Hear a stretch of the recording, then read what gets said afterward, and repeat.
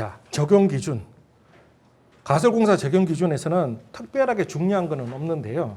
수량 산출 기준만 조금 신경 쓰면 돼요. 그죠? 수량 산출 기준만. 적용 기준에서 기본적인 내용들은 여러분들이 읽어보시면 될 것 같고요. 조금 전에 말씀드린 것처럼 공통가설에 대한 사항들도 있고, 그 다음에 강간비기, 매기에 대한 사항도 있고, 수리용 덧집에 대한 사항도 있고, 여기는 규준틀에 대한 내용은 빠졌네요. 그죠? 규준틀은 이미 말씀드린 것처럼 개수, 그러니까 설치 개수로 수량 산출한다. 그렇게만 알면 돼요. 그죠?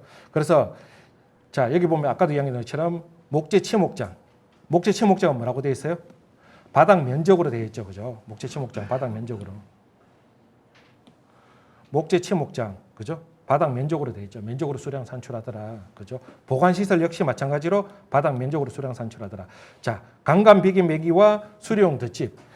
지붕 수평 투영 면적의 90%. 이때 수평 투영 면적 기준은 추녀마루 막세 끝 기준으로. 그래서 예를 들어서 이게 팔짝집이 이렇게 있으면, 그죠?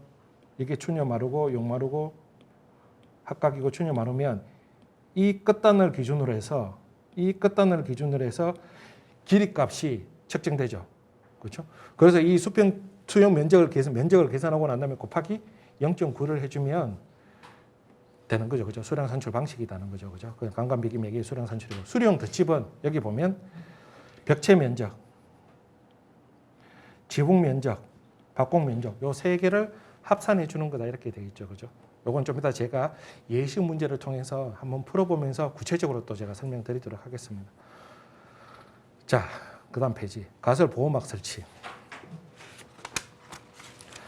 자, 이미 말씀드린 것처럼 자, 이제부터는 실제로 가설 공종이 들어와 있죠. 가설 공종 다음에 기초 공종 쭉 각 공종별 이제 품셈에 대한 내용들을 설명을 들어갈 텐데요. 여기서부터는 품에 대한 내용들이 표가 쭉 들어가 있는 겁니다. 지금부터. 그죠? 그래서 표는 어떻게 보는 방법만 알면 돼요. 어떻게 보는 방법만. 그러니까 이 표는 외울 필요가 없죠. 그죠? 그 대신 주 안에 할적 요소라든가 좀 중요한 요소들은 반드시 파악하고 있으셔야 돼요. 그리고 그 중에서 좀 중요한 것들은 조금 숙지하고 있는 것까지 필요한 사항들이 있죠. 그죠? 자, 가설 보호막. 가설 보호막은 안전망이라든가 주변에 이렇게 보호막을 설치하는 걸 보호막이라고 이야기하죠. 그죠? 그럼 가설 주변에 설치하겠죠. 당연히 얘는 면적으로 설치되겠죠. 그래서 단위가 이렇게 면적으로 잡혀지는 겁니다. 그래서 단위들이 다 제시됩니다. 근데 기출문제 보니까 단위 없이 시험 문제가 제시되는 경우들도 있었죠. 그래서 상식적으로 이해되는 단위들은 그냥 그 상식적으로 설명하면 내가 파악하면 되는데 신경 써야 되는 것들은 조금 신경 쓰면 되는 거예요. 그죠? 그래서 기본적으로 이런 가설 보호막 같은 건 당연히 면적으로 수량 산출. 그래서 설치되는 벽체 면적, 그걸 이제 수량 산출을 하면 되겠죠. 그죠? 그럼 도면이든 치수든 줄 거 아니에요. 그죠? 근데 여기서 제가 표 안에서 자, 보호막이 있고 비계공이 있죠. 보호막은 재료죠. 비계공은 품이죠. 인건비죠. 그죠? 그래서 통상적으로 인건비가 주로 들어오는데 이렇게 재료가 들어오는 경우는 어떤 경우라고요? 단위당 재료량을 도면으로 이렇게 나타내기가 조금 애매하거나 어려운 경우에 이렇게 아예 별도로 이렇게 품셈표 안에 이렇게 집어넣어 버린다고 제가 말씀드렸죠. 그래서 재료가 들어와 있는 경우는 그런 경우다 이렇게 생각하시면 돼요. 그죠? 그러면 이런 경우에는 자, 예를 들어서 자, 보호막을 설치하는 양이 벽체 다 계산해 보니까 한 30누베가 나왔다. 그러면 보호막 양은 자 30회배가 나왔다. 1회배당 수량이 1.05가 들어가잖아요. 그죠? 그죠? 가설 보호막 설치 수량이 설치 면적 1회배당 보호막이 1.05 뭡니까? 면적이 되는 거죠. 회배가 되는 거잖아요. 그죠? 근데 만약에 이제 보호막을 설치해야 되는 면적이 30이다. 그럼 곱하기 30 하면 보호막 자체 수량이 나오고 예를 들어 견적이면 그 보호막의 1회배당 단가가 있겠죠. 그럼 곱해주면 이제 비용까지 나오는 겁니다. 그죠? 이거는 그런 맥락에서 이해만 하면 되는 거예요. 그렇죠? 그런 맥락에서 재료가 들어와 있다는 것만 이해만 하면 되고, 그다음 비계공은 인건비죠. 그죠? 품이죠. 그럼 비계공은 1회배 하는데 0.02인 들어가 있으니까 예를 들어서 30회배면 곱하기 30 해주면 되는 거고. 그다음에 일단은 실제로 이제 견적까지 나오면 실제로 비계공의 단가가 예를 들어서 10만 원이다.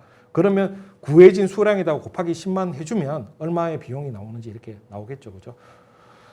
자, 보호재료의 손실률은 100%한다. 이런 건 신경 안 써도 돼요. 이거는 손율, 뒤에 제가 비계할 때 설명드리겠지만 손율이라는 개념이 의미가 있어요. 그죠? 실질적으로. 근데 여기는 100% 적용한다는 건 그냥 그대로 다 적용한다는 거니까 크게 신경 안 써도 되더라. 근데 왜 손율 이야기하느냐. 가설공사는 손율을 100% 적용하는 경우들이 별로 없거든요. 그래서 아마 이야기해놨다. 이렇게 생각하시면 좋을 것 같고요. 안내판 설치, 개수로 설치한다. 이거 제가 설명드렸죠. 그죠? 특별한 건 없고. 그 다음에 목재 치목장. 이거는 제가 뭐라고 그랬어요? 바닥 면적이라고 제가 말씀드렸죠. 그죠? 보관시설 치목장 다 바닥 면적. 자, 근데 여기 보면요. 3번에 보면 지붕이 있어야 돼요? 없어야 돼요? 치목장에도? 지붕이 있어야 되죠. 치목하는데 비 오면 어떻게 해요? 그죠? 그래, 지붕이 있어야 돼. 그래서 본품은 지붕을 골함석으로 설치할 때를 기준으로 잡아놓은 거랍니다. 3번에. 그죠? 근데 만약에 PVC 골판을 이용할 때는 PVC 골판을 1.5 해배. 그죠? 그 다음 인력품을 0.1인으로 계산한다. 이 이야기 뭡니까? 지금 위에 봐볼게요. 골함석해서 1해배 하는데 골함석이 1매 들어가 있죠. 이걸 뭐로 바꿔주는 거? 골함석 빼버리고 PVC 골판으로 바꿔주면 된다는 겁니다. 그 다음에 비계공이 여기는 지금 기존에는 0.15인이 들어가 있는 거를 어떻게 인력품을 0.1인으로 바꿔버리면 된다는 그 이야기입니다. 그렇죠? 그래서 이런 게 시험 문제와까지 되지는 않겠지만 만약에 이게 시험 문제 나왔는데 지붕 재료는 PVC 골판으로 한다라고 이야기해놓고 지문 조건에 밑에 입표를 주고 이런 줄을 넣었다면 수량 산출을 다르게 해야 되는 거죠. 재료 수량 산출하고 그 다음에 품에 대한 수량 산출을 다르게 해야 되는 거죠. 그죠? 그렇게만 이해하시면 되는 거예요. 그죠? 어려운 내용들은 아닙니다. 그래서 표를 보는 방식을 이해하시라고 제가 설명드리는 거예요. 표를 보는 방식을. 그리고 제가 표에서 특별히 설명드리지 않는 사람 대부분 다 제가 설명 안 드릴 거예요. 그건 신경 안 써도 된다는 겁니다. 특별하게 신경 쓸 필요 없이 주어진 표가 딱 주어지면 수량 산출해서 그대로 적용만 하면 되는 표예요. 그죠? 자, 다음 페이지. 손율이 나왔어요. 자, 손율은 뭐냐 그러면 가설 공사를 할 때 관광비계를 사용하잖아요. 그죠? 관광비계를 다 이렇게 현장에 설치하려고 다 구입했더니 한 200만 원이 들었다고 칠게요. 대략적으로. 그러면 200만 원이 들었는데 비용이 200만 원 들었는데 공사 끝나고 나면 그 관광비계는 어떻게 돼요? 만약에 구입한 거면 시공회사가 가질 거고 반환하는 게 아니잖아요. 발주지에 반환하는 게 아니고 시공회사 가질 거고 임대한 거면 반납해버리면 끝나는 거죠. 근데 그걸 비용을 100% 다 주면 돼요? 안 돼요? 안 된다는 거예요. 100%. 그래서 손율로 적용한다는 거예요. 그래서 3개월을 만약에 공사한다. 그러면 그 비계 비용이나 받침 철물이나 각 그 재료 비용에 3개월인 경우에는 6%, 비계 비용과 받침 철물은 9%, 조임 철물은 12%만 적용한다는 겁니다. 예를 들면 6개월이면 기간이 더 늘어났죠. 그러면 이제 손율을 더 적용시켜 준다는 겁니다. 거기에 따라서. 왜? 보통 이렇게 가설용은 현장에서도 임대해서 사용하잖아요. 실제로 구입해서 사용하는 게 아니라 임대해서 사용한단 말이에요. 그럼 당연히 기간이 길어진 만큼 임대료가 올라가겠죠. 그럼 그 올라가는 비용들을 이런 식으로 개월수에 따라서 손율을 적용시켜 준다. 그 개념이라는 것만 이해하면 돼요. 그래서 실질적으로 예를 들어서 가설 공사에 대한 내용이 이제 예를 들어서 이제 시험 문제에 나왔는데 이런 식으로 가설 설치 기간에 대해서 기간을 주면서 손율표를 주면서 수량 산출을 이제 수량 산출을 이렇게 하게 되면 그죠? 그러면 방금 이야기한 것이 손율표를 이해하고 어떤 기준을 적용시켜야 되는지만 파악하면 어렵지 않는 거죠. 됐죠? 그래서 이 손율표는 그렇게만 이해하시면 되는 거다. 특별한 건 없고요. 자, 그다음 보관시설. 보관시설도 이미 말씀드렸죠. 그죠? 바닥 면적이라고 제가 말씀드렸죠. 바닥 면적에 따라서 쭉 보관시설이 구성되어 있는 거다는 것만 이해하고 나머지 내용들은 특별한 건 없어요. 그냥 이런 내용들이 있다는 건 정도만 알고 계시면 좋겠고 그 다음에 강간 비계 매기. 자, 강간 비계 매기는 이미 말씀드린 것처럼 미장 단총 공사용이고 지붕 면적의 수평 토양 면적의 90%를 적용한다. 수량 산출 방식인 거죠. 그죠? 그래서 수량 산출을 자, 여기에 이 표를 적용하기 위해서는 강간 비계 매기의 수량이 나와야 되죠.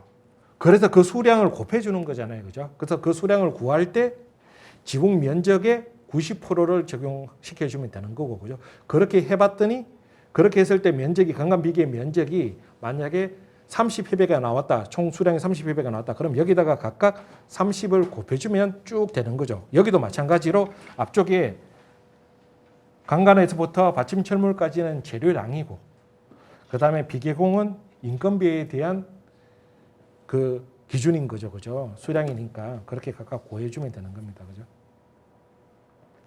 자, 공구손료는 어디에만 적용해야 돼요? 맨 밑에 있는 공구손료는 인력품의 5%니까 그죠? 비계공에만 적용시켜 주는 겁니다. 그죠? 이런 거 그죠?